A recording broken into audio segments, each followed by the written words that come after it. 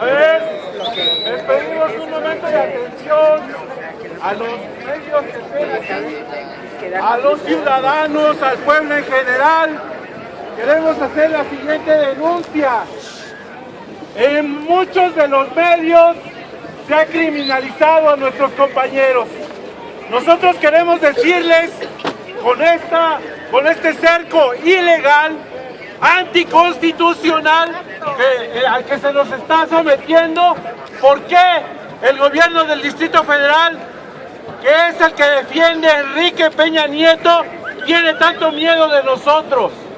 ¿Quiénes son? ¿Quiénes son los enemigos de Mancera y de Peña Nieto? Nos vamos a leer: Infante, Trejo, Ilia, Haddad y Gutiérrez Miguel Adrián. Son estudiantes de filosofía de la UNAM. Estos compañeros no se conocen entre sí. Alejandro Peña es un compañero de medios independientes, igual no conoce a los anteriores. Espino Calixto Efrén, él es estudiante de la FES Acatlán. Iribar y Miraniaga Ramírez, estudiante de la UAM Azcapotzalco, tampoco conoce a los demás. Abraham Cortés, sobre él hay la necesidad de subrayar, es un artesano de Oaxaca, pasaba por el Metro Hidalgo cuando encontró los enfrentamientos. Él fue detenido arbitrariamente en estas inmediaciones. No ha habido ningún familiar de este compañero que vive en Tlaxiaco, Oaxaca, al que hayamos podido localizar. No tiene visitas, está preso y sus familiares es posible que ni siquiera sepan que está preso este compañero. Es de Tlaxiaco, Oaxaca. Abraham Cortés es al que me refería. Palacios Cruz, José Daniel, él es un obrero.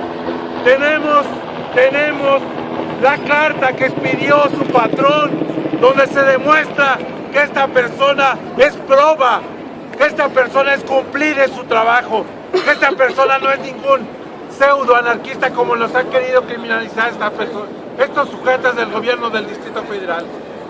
Y aquí tenemos a los compañeros, a la compañera de Mario González y a sus compañeros. Aquí hay que subrayar, estos compañeros son los que mantienen el plantón en rectoría. Ellos subieron en un transporte colectivo en CEU, se trasladaban a la marcha y el gobierno del DF los estuvo siguiendo por cámaras. Cuando los compañeros llegan a esta altura, son bajados con lujo de violencia. Estos ni siquiera estuvieron en la marcha. Estos son los detenidos de Mancera. Estos son los enemigos de Mancera y de Peña Nieto. Quiere decir, compañeros, que para ellos, los que seamos trabajadores, los que seamos estudiantes, los que seamos obreros, los que seamos artesanos, los que seamos maestros y nos atrevamos a protestar, somos criminalizados. Por eso es que nos parece completamente ilegal este tipo de medidas. Criminalizan a jóvenes. ¿Por qué los detuvieron? Estos compañeros, la mayoría fue encapsulada en Reforma 93. Junto hay un Oxxo que se vandalizó. Ninguno de ellos participó.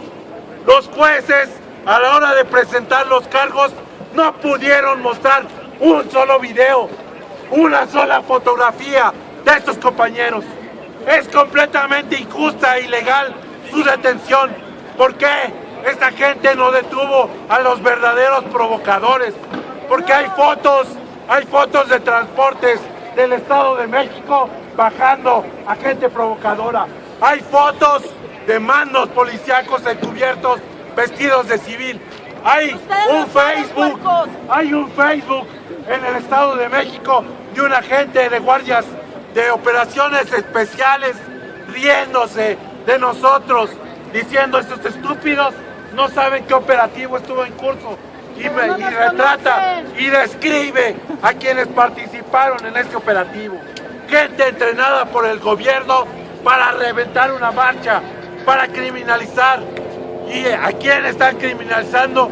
A los que no visten como ellos, a los que no piensan como ellos, a los que no son mediocres como este gobierno que tenemos, a quienes no se arrodillan frente a un presidente impuesto, frente a un presidente que compró la presidencia de la República.